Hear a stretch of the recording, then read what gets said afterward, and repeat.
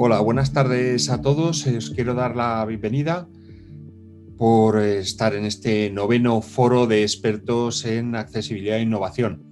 Hoy todos sabéis que es el día 3 de diciembre, el Día de las Personas con Discapacidad, aunque nosotros siempre hemos dicho que nosotros, un día para celebrar, bien, está bien, pero lo que necesitamos es que todos los días sean los días de la discapacidad, porque nosotros lo vivimos, las personas con discapacidad, todos y cada uno de los días de nuestra vida, y por eso todos los días se deben de realizar acciones, se debe trabajar, se debe luchar por los derechos de las personas con discapacidad, con el gran objetivo de construir una sociedad para todos.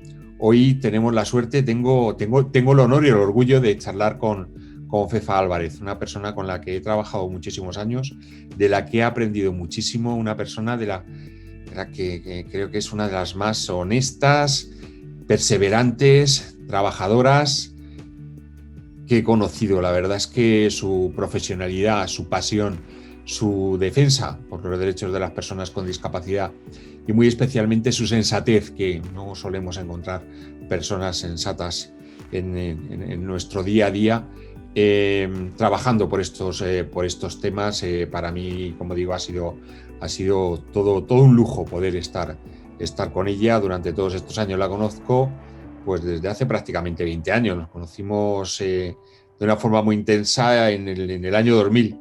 Fue una de mis primeras jefas y una de las personas, como decía, de las que más he aprendido, ¿no? Cuando llegué a Vía Libre a trabajar allí por primera vez como directivo, una promoción que tuve dentro de Fundación 11.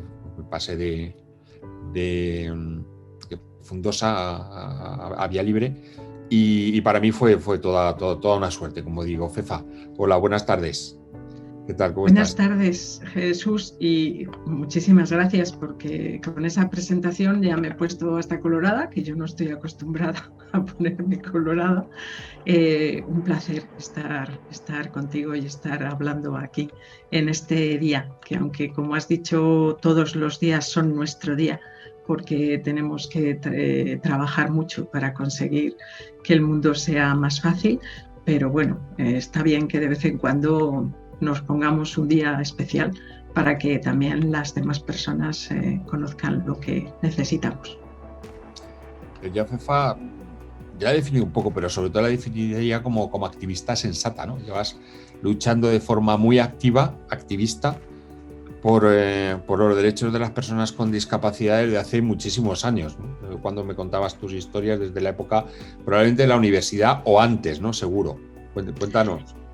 En la universidad, sí. En 1978 empecé en lo que era el germen de lo que hoy es COCENFE. La verdad que antes había estado en otras historias que si luego me acuerdo las recojo, las retomo.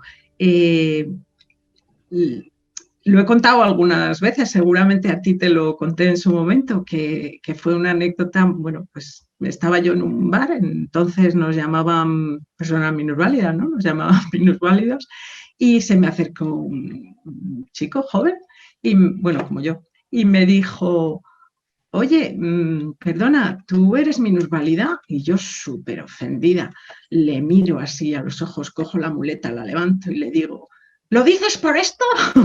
Y me dice: ay, perdona. Digo: bueno, si lo dices por esto, pues sí, pero... Y entonces dice: perdona, perdona, perdona. Y antes de que yo siguiera me contó que estaban creando la coordinadora de personas con discapacidad y que si quería colaborar y tal. Y me dio tanta vergüenza haber reaccionado así que me uní a ellos. Y desde entonces... Pero fue la propia universidad cuando empezaste ya a trabajar en el tema. Sí, sí, en la... Tú me has contado de correr en alguna manifestación y de tener algún momento complicado. Pero esas no tenían mucho que ver con la discapacidad. Eso era porque estábamos en el año 78 y yo vivía en Pamplona, ¿no?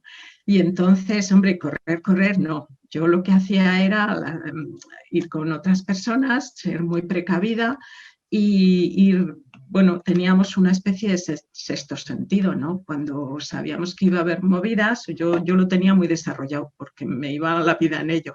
Iba por los laterales de la acera, ¿no? Muy cerquita de los portales y me quedaba así, como si fuera una especie de estatua metida en el portal. Cuando pasaba la policía corriendo, pues yo estaba ahí escondidita. O lo que hacía era, si alguna compañera pues estaba muy nerviosa y ay, ay, ay, que no puedo, pues yo la agarraba así fuerte y clan, clan, clan, clan, clan, y iba derecha hacia la policía. Y entonces los polis, pues como que se daban cortados, ¿no? Porque vayas de frente. Y bueno, 2 o 3 veces, pero no muchas veces porque era muy arriesgado. Pero vamos, con los temas de discapacidad sí nos manifestábamos con los autobuses para demostrar que no se podía subir, o cuando íbamos a reunirnos en el ayuntamiento, pues hacíamos que el político o la política, en ese caso eran políticos de turno, pues bajar a la calle, ¿no? Porque eran otras épocas, era más fácil. Ahora es más difícil hacerle salir a un alcalde del ayuntamiento para que baje a la calle a recibirte y a tener la reunión en la calle. Pero bueno, entonces sí que lo conseguíamos.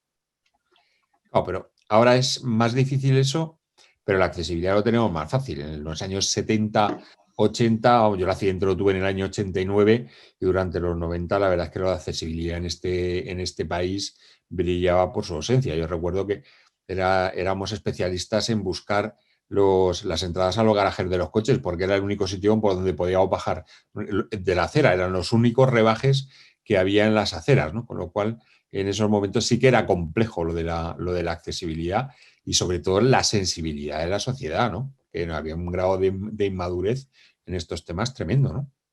Era súper complicado porque no solo cuando te querías reunir con alguien, sino cuando querías ir a un restaurante o cuando lo de entrar por las cocinas, que eso también te habrá tocado vivirlo, ¿no? Que la única manera de entrar a un hotel era entrar por donde entraban los víveres al restaurante y bueno, pues eran situaciones alucinantes, ¿no? Pero vamos, no se podía subir al autobús, no podías ir al restaurante o al bar, no podías reunirte con el alcalde o el concejal de turno, ni podías hacer prácticamente nada. Incluso a mí, una de las cosas que más me llamaba la atención eran dos. Una eran los hospitales, que ni siquiera para entrar a un hospital tenías la posibilidad de acceder sin un montón de escaleras, y otra eran las escuelas, ¿no? Mi primera anécdota en lo que era, lo que ya digo, lo que luego fue COCENFE, que entonces era la coordinadora de disminuidos físicos de Navarra, fue cuando la persona que coordinaba esa asociación contó que se había pasado toda su época escolar en el aula de párvulos. Nunca la habían pasado ni a primero, ni a segundo, ni a tercero. Y que además todos los recreos se los pasaba hablando con los abrigos, porque ni siquiera podía bajar al recreo. Esa anécdota yo la he contado muchas veces porque para mí fue como el mayor impacto y me acuerdo perfectamente de Ana, que era quien lo vivió así, y fue, o sea, como mi enganche, ¿no?, a la causa. Me pareció brutal. Una persona que, claro, luego cuando la gente decía, es que Ana no puede, esas cosas pasaban y siguen pasando, no puede ir a una reunión porque no sabe hablar, no sabe expresarse. Y yo, claro, me ponía enferma, como que no sabe hablar, no sabe expresarse, si no ha pasado de párvulos, ¿qué corcholis crees que haga, ¿no?, que en su vida? Entonces eso lo he repetido 1000 veces y además dando soluciones, has dicho que es muy sensata, dando soluciones que eran, no puedo poner el ascensor en este colegio porque no tengo dinero. Y yo decía, pues cambie usted la clase. Está en la clase de párvulos hoy, mañana, el año que viene, el curso que viene es la de primero, y al siguiente es la de segundo, y al siguiente es la de tercero. Y creo que nunca lo conseguí. O sea que a veces la sensatez sirve de poco, Jesús. Sí, sí, sí, vamos, mi primer encontronazo fuerte contra esa insensatez social y la discriminación más radical me la encontré precisamente en la universidad, ¿no? O sea, una universidad completamente inaccesible en la que había profesores que pensaban que como una persona en silla de ruedas quería desarrollarse o podría desarrollarse como ingeniero técnico forestal en su momento, que yo volví a hacer la misma carrera que estaba haciendo, tener que ir a clase en una ambulancia de la Cruz Roja, que esta anécdota ya la he contado alguna vez.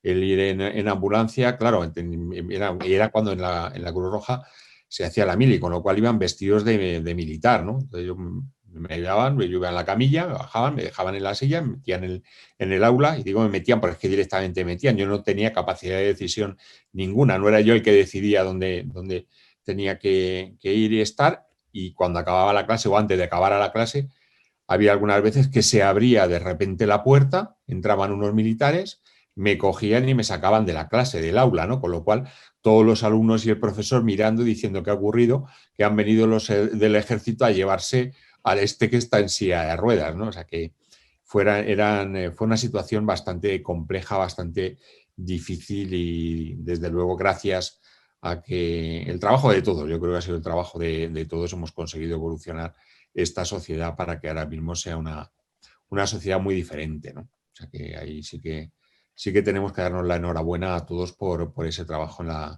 la sociedad, que no tiene que ver absolutamente nada, como has comentado, ¿no? Y también ha evolucionado muchísimo el movimiento asociativo, pues que hablabas antes de COCENFE y hablabas del movimiento asociativo al principio, ¿no? Claro. Ha sido tremenda, ¿no? Claro, pero que además fíjate que evolucionamos en España en muy poquitos años, ¿no? Yo te he empezado diciendo que fue en el año 78 cuando empezamos, pero luego crear todas las, o sea, en COCENFE sobre todo, ¿no? Fue un trabajo, a mí me parece apasionante, además en un momento en el que la sociedad tenía mucha apertura, que se podían hacer, como digo, muchísimas cosas porque se estaba transformando España, ¿no?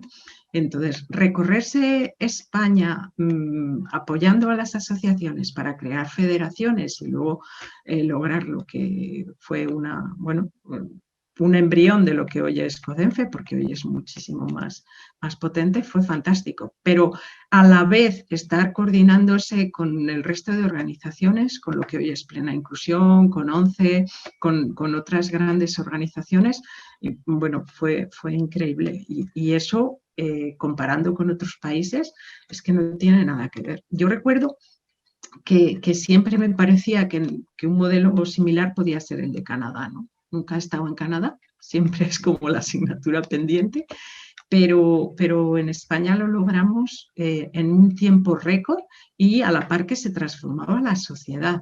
Yo haber participado en esa historia, en ese momento histórico, me parece haber vivido una experiencia fantástica, ¿no? Y hoy es un movimiento increíble.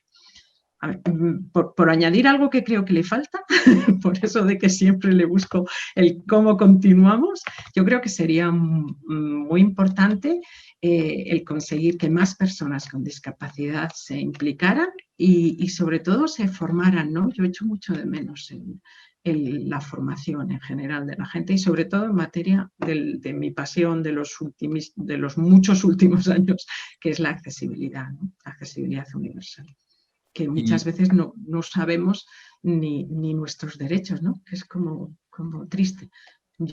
Sería un poco lo que echo de menos ahí. Eso te quería preguntar, ¿cómo conseguiríamos movilizar a las bases, ¿no?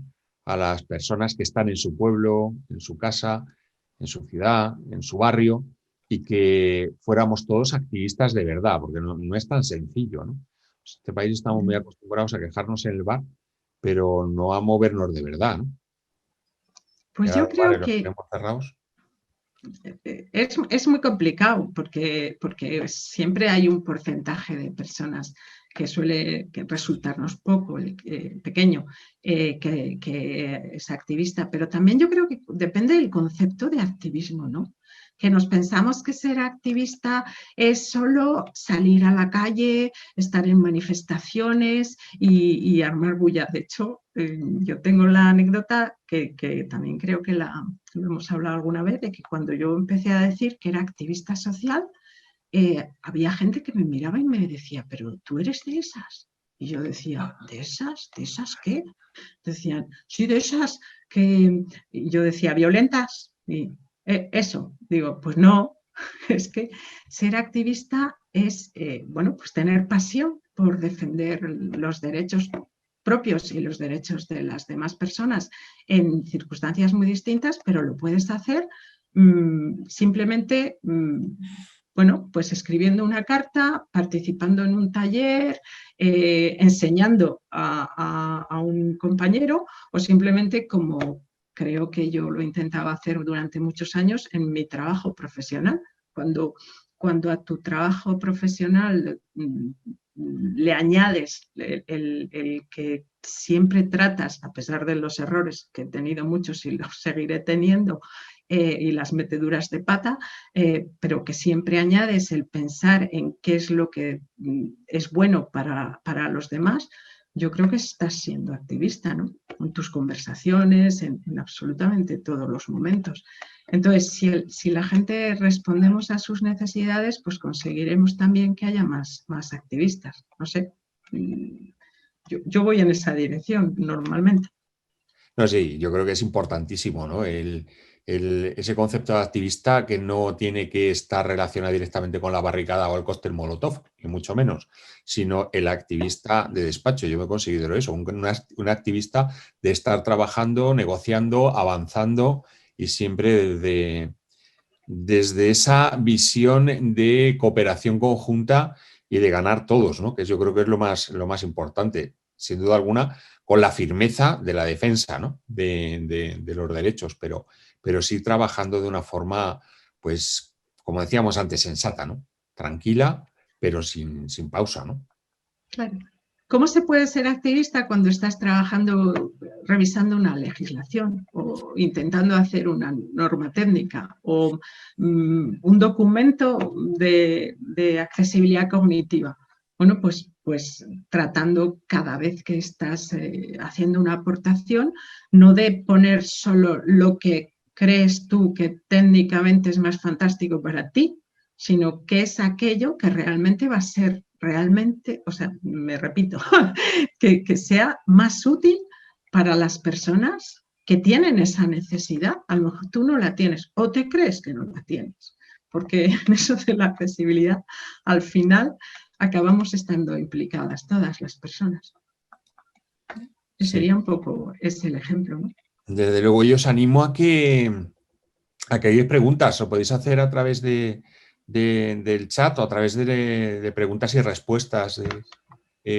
Porque aquí lo importante es eso, tenemos la suerte de tener a Fefa, lleva muchísimos años trabajando en estos temas, tiene una experiencia tremenda, ha estado en la cocina de leyes, de normas, de muchos proyectos de accesibilidad, con lo cual yo creo que es una oportunidad de lujo para que le podáis preguntar cosas.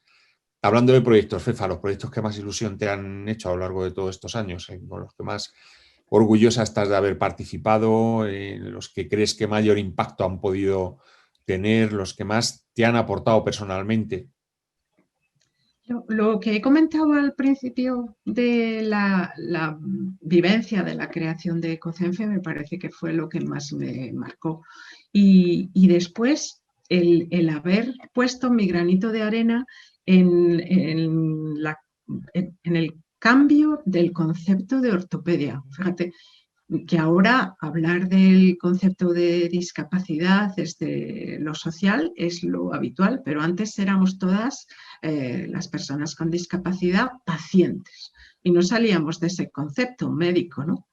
Y en la ortopedia, cuando empezamos con el proyecto, en su momento Tecnicai, hoy Ilunion Salud, lo que nos planteábamos era un concepto de ortopedia que se alejara de lo médico, que diera respuesta a las necesidades de la relación permanente con el entorno, que es donde nos surgen las dificultades, y podía ser de cualquier tipo, no solo la silla de ruedas, el bitutor o el corsé, ¿no? Sino el cómo necesitas un apoyo para beber, para comer, para ver la tele, o fíjate, cuando en su momento hablábamos de las relaciones sexuales, ¿no? Necesito determinados apoyos. Bueno, pues aquello fue tan rompedor que incluso a veces ni se entendía, ¿no? En el propio entorno, ¿no? En el propio movimiento de las personas con discapacidad. Pues yo estoy muy orgullosa de haber puesto ahí un granito de arena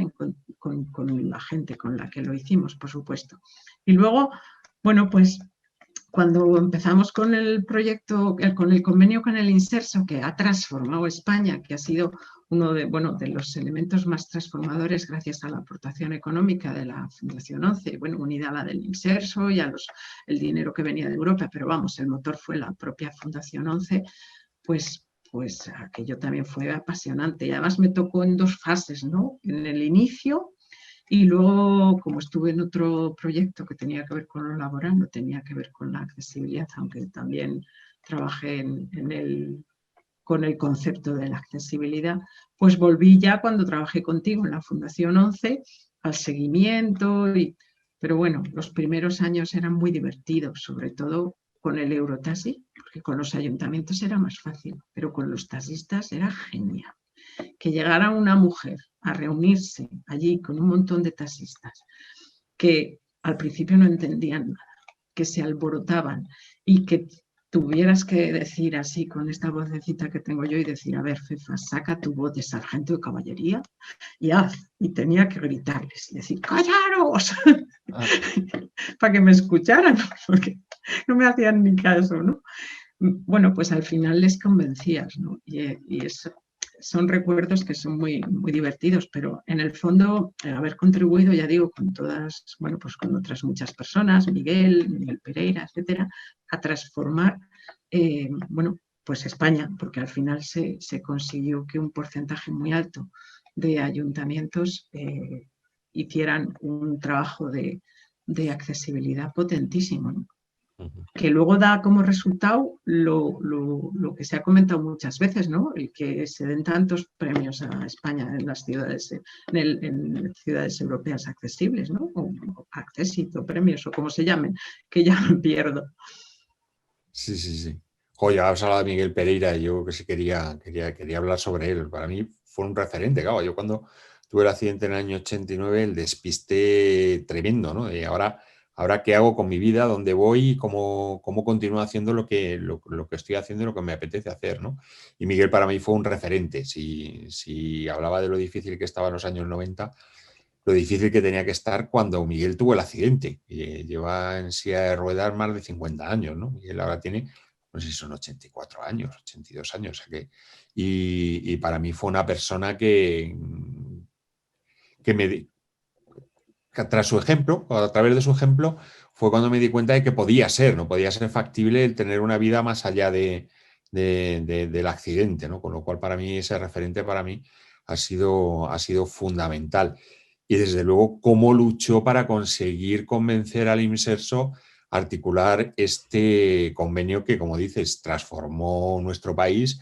Han sido muchos años de trabajo, cerca de 20 años de convenio de colaboración, más de 220 millones de euros movilizados para transformar nuestras ciudades, la colaboración público-privada probablemente más importante del mundo, referente que ponemos como ejemplo porque ahora estamos trabajando con la Comisión Europea para la estrategia de discapacidad futura y estamos promoviendo, intentando que se promueva un fondo europeo de accesibilidad que no entienda de regiones pobres y regiones ricas, sino que sea aplicable a toda la Unión Europea, a todos los países de la Unión, porque nos encontramos con países con una alta renta per cápita, con una alta capacidad económica, con un alto PIB, pero con graves problemas de accesibilidad. Siempre ponemos el ejemplo de Bruselas, ¿no? Como ciudad europea de las más inaccesibles de todas las ciudades de la Unión Europea, ¿no? Sí que Miguel ha sido de esos activistas de despacho, de reuniones de corbata, consiguiendo avanzar y mejorar este país de una forma clara. Me parece que es una forma de hacer activismo al final de las que más acaban calando, ¿no?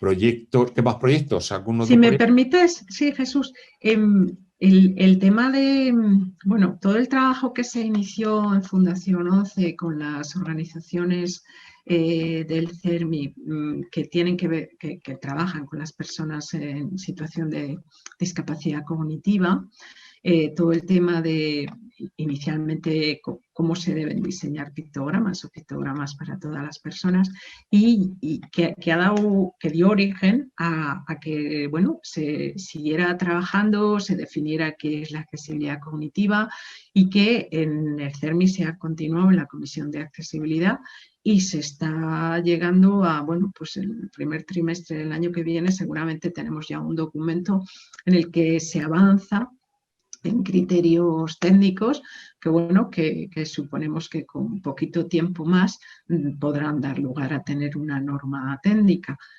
También es, bueno, pues algo en lo que he participado y sigo participando, que me hace muchísima ilusión porque era algo que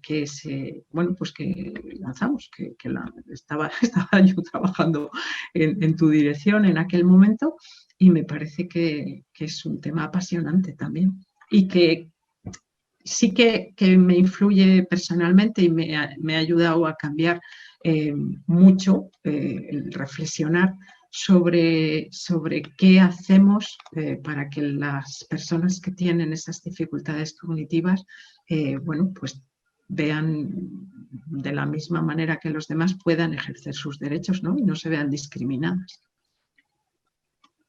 Sin duda. Oye, tenemos dos preguntas. Una de Carmen García, que pregunta sobre cuáles creemos que son los retos de accesibilidad a lo que nos enfrentemos en España a raíz de la crisis sanitaria que estamos viviendo. Y Monse Chinchilla nos pregunta también que hablabas de formación e implicación por parte de las personas con discapacidad, que lo echas de menos, que le pregunta qué quieres decir con ello, ¿no? Que si se implican más otras organizaciones, otros organismos, bueno, creo que se lo aclares un poco. Si quieres, un poco la pregunta de Monse, de la implicación de personas con discapacidad. Y otra con la de la COVID. Empiezo por la segunda. Creo que desde primero, las personas con discapacidad no nos implicamos ni más ni menos que el resto de la ciudadanía, porque si vas a otros movimientos sociales, a vecinales, de mujeres, etcétera, te encuentras también con pocas personas. Pero sí que tengo la percepción y el conocimiento de que no se hace un esfuerzo de formación interna, se trabaja muchísimo para defender los derechos de las personas, que las leyes cambien, se hace mucha incidencia ante las administraciones públicas, pero cuando te reúnes con personas con discapacidad de las distintas asociaciones y empiezas a hablar, yo a veces siento que es como que tengo que volver a empezar como hace muchos años. Ya sé que cada generación tiene que vivir su propia experiencia y que es normal que si estás con gente joven, pues haya cosas que no las sepa, pero yo sí echo de menos esa formación interna, ¿no? En materia de accesibilidad especialmente, porque es donde en los últimos años me he movido más, ¿no? A eso me refería sobre todo. No sé, lo mismo que la Fundación CERMI Mujeres hace trabajo de formación en accesibilidad, o ahora con todas estas sesiones que la Fundación ONCE está haciendo a raíz de la COVID para formar, que es más fácil, o cuando se hacían los cursos en los ayuntamientos, que se han seguido haciendo hasta la pandemia. Y te encontrabas a mucha gente con discapacidad que no sabía muchas cosas relacionadas con las soluciones, ¿no? Entonces yo ahí echo de menos eso. Y luego con respecto a los retos, bueno, la pandemia ha puesto de manifiesto muchísimas dificultades en relación con la accesibilidad en los puestos de trabajo, en la sanidad, en los servicios sanitarios, en absolutamente todos. Pero a mí lo que más me preocupa por la evolución de la sociedad son los temas tecnológicos. O sea, en mi experiencia en el distrito, en estos meses, la brecha digital, o sea, no os podéis ni imaginar, pero no solo las personas con discapacidad.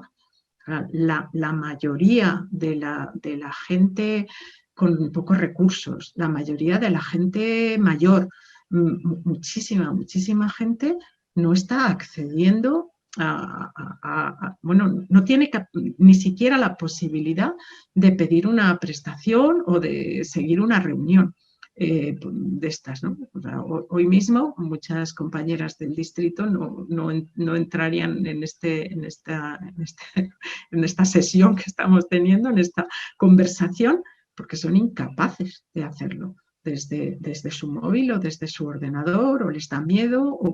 Entonces, a mí me preocupan muchísimo las tecnologías desde ese punto de vista, pero la accesibilidad, pero también desde la concepción social, y de ahí no entiendo nada de los algoritmos y de la transformación de la sociedad que está haciendo que nos volvamos invisibles todas las personas que no respondemos a determinados patrones. Y esa era una lucha como ganada en lo real, ¿no? Mientras que en lo virtual, y tenemos ahí muchísimos problemas, creo yo. Y ahí el salto que se ha dado en estos meses en cuanto a la aplicación y el uso de las tecnologías es brutal. No sé si... Comentan que además que si esto lo haces en el mundo rural o si vives en el mundo rural, se agrava muchísimo más, ¿no? Claro, claro, porque hay muchísimo, vamos, pero sí se agrava, pero os aseguro que en Moratalaz, en muchísimas zonas de Moratalaz, hay un problema increíble, porque hay unas bolsas de pobreza que creía que conocía el distrito, el barrio, pues me quedaba alucinada. Oye, nos preguntaba a nivel campo que ¿crees que la accesibilidad avanza igual en las diferentes situaciones de discapacidad? Uf. Pues no avanza igual, porque las dificultades que se tienen para para aportar soluciones técnicas en determinadas situaciones de discapacidad son muy diferentes. A ver, cuando se empezó trabajando en accesibilidad, las personas que éramos más activas éramos las personas que estamos en una situación de discapacidad, tenemos una discapacidad física. ¿Por qué? Porque no podíamos salir de casa, porque no podíamos ir por la calle, porque no podíamos coger el autobús y porque éramos autónomas, no dependíamos, o sea, la lucha la hacíamos nosotras, las personas que teníamos esa situación de discapacidad. Las personas ciegas o con situaciones de discapacidad visual, bueno, pues también tuvieron esa posibilidad de pelea autónoma y también avanzaron, aunque con menos, yo creo que con menos impacto. También es verdad que somos muchas más en número las personas con discapacidad física. Y afecta también esas situaciones de discapacidad a las personas mayores, que al final se convierten en aliadas. Pero las personas con discapacidad auditiva suelen quedarse de forma más invisible, con lo cual a veces es más complicado que se entienda sus reivindicaciones, su necesidad, y que la discriminación quede más oculta. Pero cuando hablamos de situaciones de discapacidad de tipo cognitivo, y ya no os digo nada cuando hay cuestiones de salud mental en las que, bueno, ni siquiera somos capaces, yo creo, que de acercarnos más que así muy tímidamente a aportar soluciones, pues en esos casos es mucho más complicado. Pero es mucho más complicado porque ni siquiera las expertas o los expertos o las técnicos terminamos de ponernos de acuerdo en cuáles son esas soluciones y en dar un criterio que al final, bueno, pues que quede muy claro, ¿no? Se ha avanzado mucho en temas de lectura fácil, se ha avanzado mucho en temas de criterios ambientales, de colores, de sonidos, se ha avanzado en tema de pictogramas sin llegar todavía a estar completamente de acuerdo, pero nos queda mucho camino. Pero también en general, porque la accesibilidad está presente, tiene que estar presente en todo. Y entonces, al tener esa capacidad omnicomprensiva de que si tengo una situación que me impide mover la mano, cómo resuelvo tal cosa, pues a veces es complicada. No sé si me he complicado yo misma en la respuesta, espero haber sido clara. Oye, Luis Vascones, has tenido una valiosa trayectoria de impulso de la inclusión laboral en la empresa a través del análisis de puestos de trabajo y su accesibilidad. Recuerdo aquel proyecto Astra que pusimos en marcha, que bueno, llegó donde llegó. La pregunta es, ¿cómo ves los retos de la accesibilidad y de la inclusión laboral de las personas con discapacidad en el contexto actual? ¿Prioridades? Esa es difícil, Es la Jesús. telita, hombre, pero Luismi es un tío profundo, o sea, que la pregunta que venga de Luismi es una pregunta, pues, de las potentes, claro. A ver, estamos teniendo, vamos a ver, por un lado, un problema de formación. O sea, se destruye, el otro día oía, ¿no?, que se había destruido empleo de las personas con discapacidad, o habían perdido el empleo muchas personas con discapacidad, y que estábamos en los niveles de empleo del 2014, si no recuerdo mal, se dijo. Se habían perdido empleos porque muchísimos de esos empleos se correspondían con puestos de trabajo, bueno, pues reemplazables muy fácilmente, o que se pueden eliminar de un plumazo en una situación de crisis económica, como es la que ha habido asociada a la pandemia. ¿Cómo conseguir que eso no pase? Pues hombre, haciendo que las personas con discapacidad adquiramos una formación en el momento, en la edad que nos corresponde formarnos, lo suficientemente potente como para que tengamos puestos de trabajo más estables. Que luego hay que trabajar mucho en el tema de las tecnologías, pues hombre, sí. Que se puede trabajar desde casa con las tecnologías, sí, pero para eso también se tienen que tener recursos suficientes como para que tu casa tenga conexiones buenas, ordenadores buenos, y luego que tengas la formación como para hacer eso. Pero la primera es la premisa fundamental, y creo, lamentablemente, que en el campo de la formación seguimos un poquito mal, porque si no, Jesús, tú me corregirás si no es así, porque el último estudio que se ha hecho sobre qué pasa en la universidad, ¿no?, con las personas con discapacidad, con la formación para los profesionales en accesibilidad, nos demuestra que estamos como hace unos cuantos años. Y que además, con esto de la pandemia y las clases por virtuales, etcétera, etcétera, las personas con los estudiantes actuales y los estudiantes que están en este momento en la universidad están teniendo muchísimas dificultades. ¿Por qué? Porque no están pudiendo seguir las clases como los pueden seguir el resto de estudiantes. Si esto es así, pues nos ha demostrado fallas del sistema que tenemos que, bueno, pues que cubrir y a los que dar respuesta. Preguntan sobre la normativa estatal. Bueno, yo me atrevería a decir a la normativa en general, tanto europea, nacional, como autonómica. ¿Es suficiente? ¿Por qué se incumple? ¿Qué es lo que nos está ocurriendo con la normativa? Probablemente en España somos especialistas en cumplir este tipo de normativa, pero a ver, tu opinión. Bueno, yo creo que en España tenemos en general muy buenas leyes y además somos pioneros en la creación de normativa técnica. En este momento se está tirando de Europa, ¿no?, en lo que es normas técnicas. Y luego en el cumplimiento, pues hombre, tenemos lo de siempre, que incumplimos bastante y que no se penaliza lo suficiente.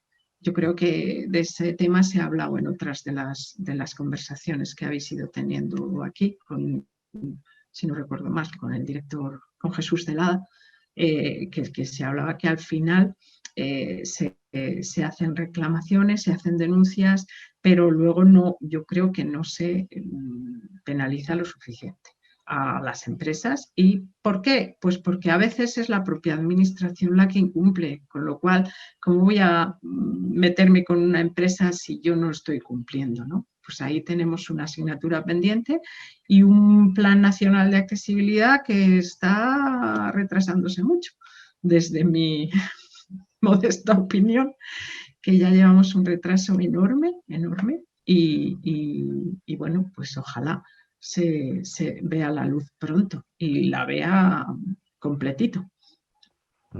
Esperemos que en estos momentos se le dé un pequeño impulso o un gran impulso, el impulso que necesita, porque el plan está prácticamente redactado y finalizado, pero sí que le falta un impulso, aprobarlo, dotarlo de fondos, que también es importante, y a ver si aprovechando ahora estos fondos para la recuperación que viene se puede asignar una cantidad importante que ayude a mejorar nuestra accesibilidad. José Luis Borao dice: Cefa, gracias por haberme enseñado tanto durante estos años y sobre todo por transmitirme tu pasión por la accesibilidad y el diseño para todas las personas. Tenemos que ser optimistas de cara al futuro en cuanto a la accesibilidad e inclusión. Lo hace preguntando, ¿no?, que si tenemos que ser optimistas, ¿qué mensaje de optimismo podemos y debemos transmitir de cara a rediseñar nuestra sociedad? Ya sabes que José Luis es un tío optimista que sonríe mucho, que eso es importantísimo. Bueno, gracias, José Luis. Y a ver, yo creo que hay que ser optimista siempre. En la lucha o la batalla, en el camino, en como queráis llamarlo, de la defensa de los derechos de las personas con discapacidad, y si nos concretamos solo en los temas que tienen que ver con la accesibilidad universal, que para mí es el elemento fundamental para luego conseguir el resto de los derechos, pues lo he dicho 1000 veces, es una maratón permanente y todos los días tienes que trabajar como si todo fuera posible, porque si te dejas abrumar porque no lo he conseguido o porque hay este problema o por lo otro, pues no vas a tener fuerzas para seguir adelante. Y la única forma de conseguir cambiar la sociedad es pensando que con tu contribución es posible. Yo me imagino muchas veces, y recuerdo que lo hacía mucho cuando iba a trabajar, pero lo sigo haciendo, la imagen de la primavera, cuando está llena de polen y de bueno, pelusillas de los olmos y de todos los demás arbolitos, se llena la ciudad, te da una alergia terrible, sobre todo si eres alérgica, es mi caso, pero yo pienso en todos esos bueno, pequeñitos granos de polen que están por ahí por el mundo y que solo fructifican unos poquitos. Pero imaginaros, pero luego cuando los ves en flores, en árboles, es tan increíblemente maravilloso que dices, fíjate, qué enorme despliegue de energía y qué es lo que al final se consigue. Pues es algo así. Tú despliegas toda tu energía como persona, pero sabiendo que eres como un granito de polen. Y a veces impactarás y conseguirás un resultado fantástico y otras veces no conseguirás nada y te irás a tu casa, a tu cama, diciendo qué rabia, no he conseguido nada. Pero al día siguiente, pues como el ave fénix, renaces de las cenizas y te vuelves a transformar en un pequeño granito de polen o en una gotita de agua de un río para conseguir que junto al resto de granitos de polen o al resto de gotitas de agua, esta sociedad sea algo mejor y en accesibilidad es lo mismo. No sé si recuerdas una frase de la película Gladiator, que es: hagas lo que hagas tendrá su eco en la eternidad, ¿no? Con lo cual, bueno, aunque ese día no consigas ese efecto, ahí queda, ¿no? Y probablemente lo tendrá el efecto ahora, mañana o en un futuro, pero por lo menos si lo has tratado de hacer por una buena causa, pues seguro que tendrá su efecto, ¿no? Vamos a continuar porque, bueno, nos preguntan, Amparo Montero nos pregunta sobre la accesibilidad tecnológica y cómo hacerla más accesible. Habla de los cursos MOOC, cursos abiertos que hemos organizado de la Fundación 11, con el apoyo del Real Patronato sobre Discapacidad en el canal UNED Abierta. y pregunta esto, aparte que te agradece y dice que le encanta lo sincera que eres diciendo los retrasos que está viendo, pero ¿cómo piensas que la tecnología puede ser más accesible? Uf.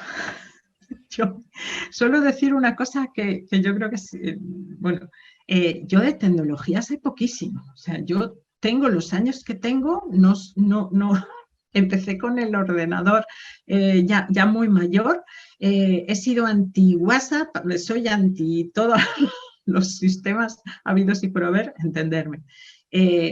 No lo sé. Yo creo que les corresponde a los expertos en tecnología, a las personas expertas en tecnología, recoger ese guante y apostar por ello. Pero hay una cuestión que es importantísima. No solo deben ser accesibles, deben ser asequibles. Lo que no podemos es lo que estaba diciendo antes, que para tener un ordenador o una conexión wifi potente me cueste muchísimo dinero, o que a mi zona o que viviendo en tal sitio no tenga esa posibilidad de conexión. Deben ponerse esos recursos al alcance de todas las personas con independencia de sus situaciones. Y luego, en el caso de situaciones de discapacidad, pues hay un montón de normas técnicas y que se apliquen y que las apliquen las grandes empresas. Ahí hay una lucha que deben llevar los estados. O sea, los gobiernos son los que deben obligar a que las empresas cumplan con los criterios de accesibilidad. Y es las organizaciones lo que tenemos que hacer es incidencia política ante los gobiernos para que ellos hagan cumplir la legislación. ¿Cuáles son los criterios técnicos? Pues yo no me los sé, están en las leyes, y todas las modificaciones que haya que hacerlas las tienen que hacer las personas expertas, que hay un montón para ello. Pero sí, desde el punto de vista de las organizaciones, y además lo que hacemos desde el CERMI, se hace esa incidencia política permanentemente y desde todas las organizaciones. Y esa es la clave, creo yo. Oye, un logro del que te sientas orgullosa. Seguro que de muchos, pero ¿de qué más? Yo creo que ya lo he dicho. Yo de lo que más orgullosa me siento, bueno, son quizás dos cosas. Una, de haber sabido combinar el activismo político, social de mis años de estar en una organización como COCENFE y hacer ese trabajo de incidencia política y de animar también a la gente a salir a la calle, porque también lo hacía. Con luego un activismo mucho más de gestión, de despacho, técnico, y luego haber retomado el activismo otra vez en otra de sus versiones al jubilarme. Y luego yo creo que lo que he hecho en el fondo a lo largo de toda mi vida es influir en mucha gente, ¿no? Cuando yo me fui de COCENFE, pensé y aposté por apoyar desde lo técnico todo lo que pudiera, y yo creo que en parte lo he conseguido, ¿no? Lo siento así, siento que sí que he podido hacer ese trabajo y que continúo haciéndolo de alguna manera. ¿Y qué hubieras hecho de otra manera? Uf. Mira, yo nací en un tiempo histórico, en una dictadura. Mi educación estuvo, mi educación elemental en esa época de dictadura, con lo cual yo tardé muchos años en aprender lo que era el consenso, lo que significaba bueno, pues comunicarse de forma no violenta, tratar de pactar antes de enfrentar, y eso lo tuve que aprender sobre la marcha, y además lo he aprendido tarde, creo yo. Entonces, ¿qué hubiera hecho de otra forma? Pues si hubiera nacido en otra época, porque no creo que fuera responsabilidad mía haber nacido cuando nací, pero vamos, sí que me duele a veces el pensar en los tontos enfrentamientos que he podido tener a lo largo de mi vida, pero por no saber, cómo resolverlos de otra forma, ¿no? Yo aprendí de consenso con la gente joven que en el 15M, cuando yo me acercaba a las asambleas del 15M de mi barrio, y a pesar de lo que se diga, de cómo es la gente, y lo aburridas y lo lento y lo difícil, la verdad que aprendí mucho de esa gente y a partir de ahí seguí estudiando, leyendo e intentando practicar, ¿no? ese sistema. No siempre me sale porque, como digo, en lo básico mi formación no es esa y a veces me sale así como un pequeño volcán, pero procuro eso. Entonces, ¿qué hubiera hecho de otra manera eso? No me hubiera enfrentado con algunas personas que hubo momentos difíciles.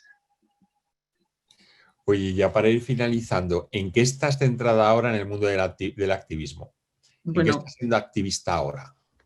Bueno, continúo con el CERMI, como sabéis, de asesora de accesibilidad universal y en lo que me pedís cuando puedo, pero sobre todo estoy en el distrito, en el barrio. Coordino la mesa de derechos sociales del foro local y bueno, en los últimos meses con la pandemia estoy participando en la coordinación de la red de cuidados y la despensa solidaria del distrito. Y luego cuando me jubilé también empecé, que yo era socia de Amnistía Internacional desde hacía muchísimos años, pero nunca había estado activa de activista, pues ahora también lo soy. Y soy la coordinadora del grupo local de Moratalaz. Y bueno, pues hacemos lo que podemos. Esta mañana hemos estado en un instituto hablando de cómo apoyar a una defensora de derechos humanos colombiana, que se llama Jani Silva, que está amenazada de muerte por defender su tierra. O sea que hago muchas cosas variadas. Muy bien, Fefa, pues vamos a ir terminando como comentaba. Yo creo que hemos hecho un recorrido por la vida de una activista sensata. Me gustaría acabar definiéndote así. Practicas precisamente eso, el activismo sensato que muchos hemos aprendido de ti, que no solo como comentaba José Luis, sino que has ido dejando pozo y has calado en mucha gente que te hemos seguido y que nos has transmitido, pues eso, valores, honestidad, sensatez, decir las cosas como las piensas, esa claridad, ¿no? Esa claridad navarra que siempre has tenido y siempre te ha caracterizado. Yo creo que eso es muy, muy, muy, muy importante, ¿no? Y bueno, pues que sí que yo creo que hacer ese análisis de lo que ha sido tu recorrido profesional y cómo has vivido esa transformación de la sociedad y que tú has sido parte de esa transformación, o sea, o impulso de esa transformación, pues yo creo que eso es muy, muy importante, ¿no? Yo no sé si quieres decir algo para finalizar este noveno foro. Pues daros las gracias a ti en primer lugar y a todas las personas con las que he compartido camino y con las que me gustaría seguir compartiéndolo en el futuro, que ahí estamos y estaremos. No hemos hablado del premio, que decías que no querías que habláramos. Sí, enhorabuena, porque sí, seguro que lo sabéis todos, ¿no? Pero ha sido premiada por el CERMI como activista, ¿no? Por toda su trayectoria vital en este ámbito, ¿no? Con lo cual, enhorabuena, Fefa. ¿Cómo lo has vivido? Bueno, pues fue una sorpresa, pero sí, no me lo esperaba en absoluto y bueno, muy divertido. Lo he contado, yo creo que se ha escrito. Que estaba en un reparto de alimentos, además, porque yo no suelo ir a los repartos, yo hago el trabajo en casa, desde el ordenador, de las listas, de atender llamadas, de conocer necesidades, pero aquel día me había ido al reparto porque quería acercarme precisamente a conocer a algunas personas con las que hablaba solo por teléfono o por WhatsApp, y de repente yo venga llamadas, venga WhatsApp, y yo decía, ¿esto qué es? ¿Qué es? Ya me pongo a mirar y me dicen, ¿qué pasa? ¿Que no te has enterado de nada? Como siempre, que no me he enterado de qué. Y dice, que te han premiado el CERMI. Y entonces digo en voz alta, ¡ah! ¡Tengo un premio! ¡Anda! Y entonces la gente que estaba allí en la cola y los que estaban ayudando con las cestas me miran, no sabían de qué estaba hablando y se ponen a aplaudir. Entonces fue un momento muy divertido y muy emocionante, claro. Pues lo dicho, No, enhorabuena, muchísimas gracias. Para pero finalizar, no os olvidéis de la encuesta, es importante que rellenéis la encuesta porque nos ayuda a mejorar y a traer mejores contenidos a estos foros. También os quiero decir que ya hemos lanzado la próxima edición de los premios Discapnet. Ya está la web publicada y a todos aquellos que queráis presentar candidatura, pues os aprovecho y os animo a que lo hagáis. Y volver a insistir otra vez más en la plataforma Accesibilitas si queréis seguir aprendiendo, aportando, conociendo qué se está moviendo en materia de accesibilidad. Meteos en la página, en la plataforma Accesibilitas. Muchísimas gracias a todos y nos vemos el próximo jueves. Estará Silvia Leal en el próximo foro, en el 10º foro. Silvia Leal es una divulgadora científica que nos puede contar cosas muy interesantes sobre las tecnologías emergentes, disruptivas y cómo pueden potenciar nuestras capacidades y mejorar nuestra calidad de vida. Muchísimas gracias a todos.